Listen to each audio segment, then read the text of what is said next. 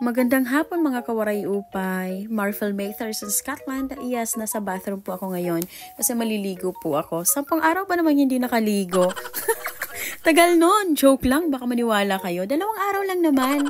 Nahiya pa no? Hayaan nyo na at malamig dito. So, ayun nga po. Tapos na tayo maligo. At ito po yung makeup look ko. Hindi tayo expert dyan ha. Kaya pagpasensyahan nyo na rin. Since alas 4 na po ng hapon dito, so it's tea time na po. So, ang tea time po dito, yung po yung tinatawag nilang heavy meal. Nung una, yung understanding ko talaga sa tea time na yan, ay yung magtiti ka lang talaga in the afternoon. Yung ganun. Tapos hindi pala. Heavy meal pala yan. Ngayon, alam nyo na po yung mga walang idea dyan. O, diba? May natutunan rin kayo sa akin. Alam nyo ba mga kawaray upay, may nakalimutan talaga akong banggitin sa inyo kung bakit ako naghahanda, bakit ako naligo, ganyan. Kayo may idea ba? O diba wala? Kasi wala naman akong sinabi. So yun nga po, Mother's Day po dito sa United Kingdom. O diba ang advance nila? Hindi naman sa advance, iba lang talaga yung celebration nila. So since Mother's Day po today, ako po ay may date ngayon. Hindi nga lang si asawa kasi busy po siya today. So hindi ko po siya pwedeng istorbohin. Ate Ann will gonna pick me up here at exactly 5 p.m. and we're going to Tweed Bank for a Chinese buffet. And I'm so excited guys kasi pagkain na naman po yun. O diba? Patay gutom lang no? So since buffet nga po guys ang pupuntahan namin mamaya, so pinaghandaan ko po to. Hindi talaga ako kumain maghapon. Kaya habang nagluluto ako guys, talagang nagutom talaga ako. Kaya nagkape na lang ako, tiis-tiis na lang. Ang hirap naman kasi kumain ka, tapos mamaya pupunta ka ng buffet, sayang lang yung pera mo, sayang lang yung bayad mo kung kunti lang makakain mo, 'di ba? Isip-isip din pag may time. Isip-isip talaga no? Hindi, ayoko lang talaga masayang yung bayad. Para naman hindi tayo lugi, Pinoy tayo Ganyan tayo pag buffet ang pinag-uusapan Sabihin mong mali ako.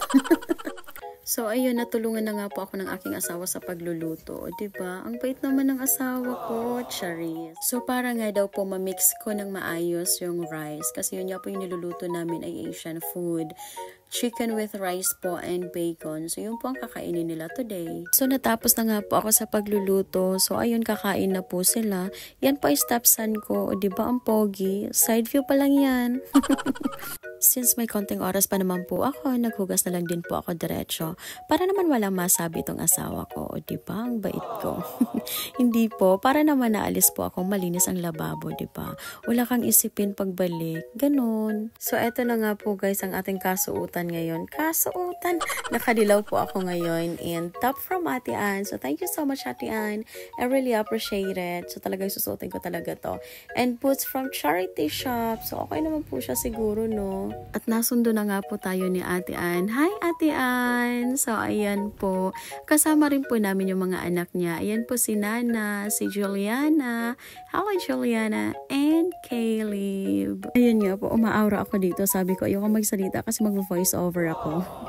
Pangit nga po guys ang ating panahon ngayon. Kaya malamig po talaga ngayon. Pero okay lang, ayos lang. Carabaos. So ayun nga po, nakarating na nga po kami ng Matiwasay sa aming pinaroroonan. Wow, pinaroroonan talaga. So ito nga po yung Chinese restaurant. So welcome, Shanghai Banquet.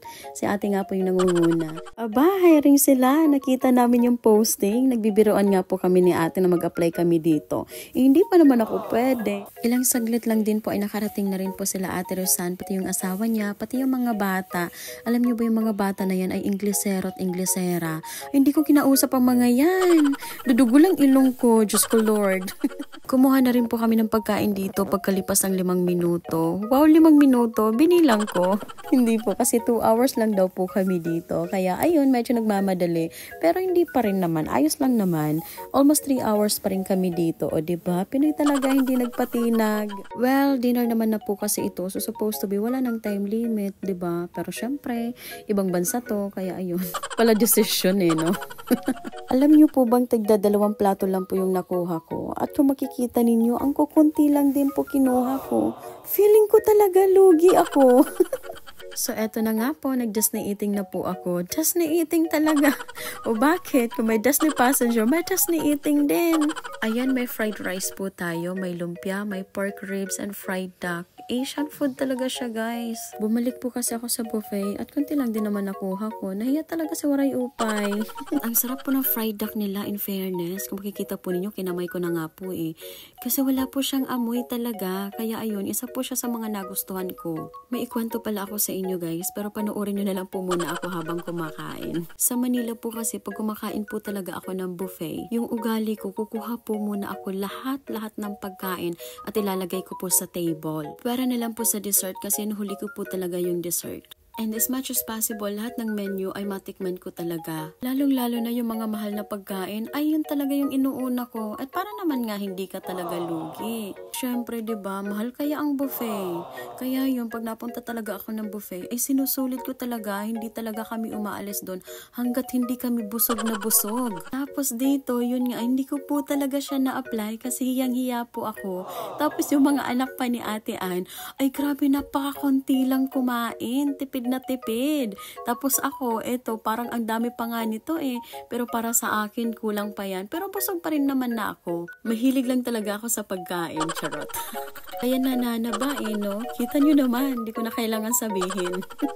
Hindi po pala kasama yung drinks dito. Hindi na rin po ako nag-order sa katulad kong hampas lupa.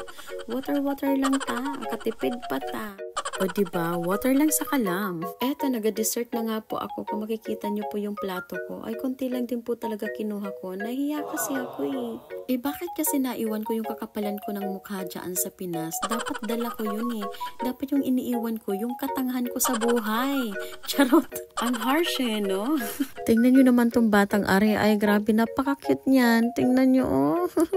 Ayan, si Kisha po yan. At saan yung lalaki, si Cairo. Nag-picture nga po sila. Kasi uwi na rin po kami maya-maya. At eto, babayad na po kami.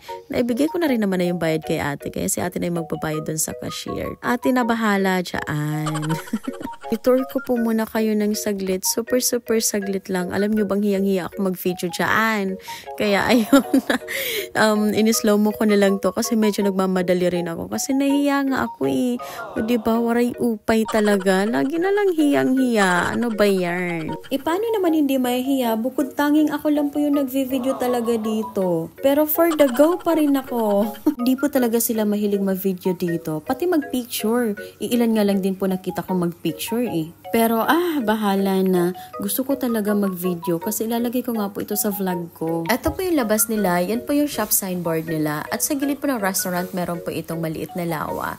Banda po dun sa dulo, meron po yan mga pato, bebe, ganyan. Pero hindi ko na po pinuntahan. Hindi naman sa tinatamad, pero lamig na po talaga ako dyan. Nanginginig na po ako. Yun nga nang dahil Pinoy tayo, hindi talaga mawawala yung picture natin dyan sa labas. Siyempre ako din, magpapauli pa ba ako? Char. Yun nga lang po, wala talaga akong solo na picture kasi nahiya ako kila ate magpasuyo. O diba, nahiya na naman si Waray Upay. So hindi pa nagtagal ay umuwi na din po kami kasi anong oras na rin po? 8:00 na rin po ng gabi. So hanggang dito na lang po tayo mga Waray Upay. Bye-bye!